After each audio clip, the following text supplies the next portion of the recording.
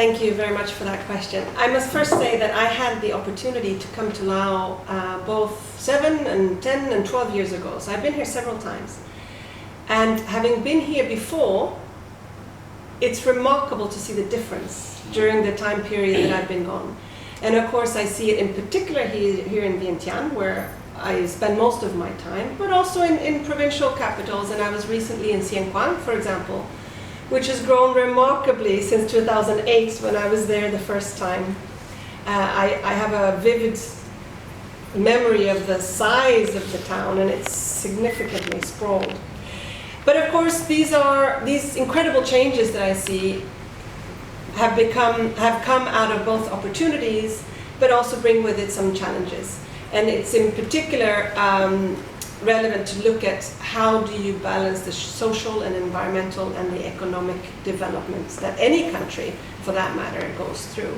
And this is, of course, one of the reasons for why UN is here, to help and support the government in the planning of both social, economic, and environmental sustainable change. So in that regard, I'm very, very lucky to have been in before. I have the opportunity to work with colleagues who I worked with already 10 years ago, who were then, in particular, Mr. Salamsai, who's now the foreign minister, but he was then the Director General of the International Organizations Department at the Ministry of Foreign Affairs. So it's with pleasure I'm back here working with colleagues who I've had the opportunity to work with before.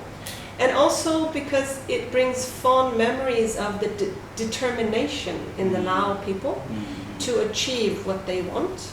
And in the case of working with Mr. Salamsai, it was the government's wish to work on very difficult issues brought about of the legacy of war that Lao has experienced.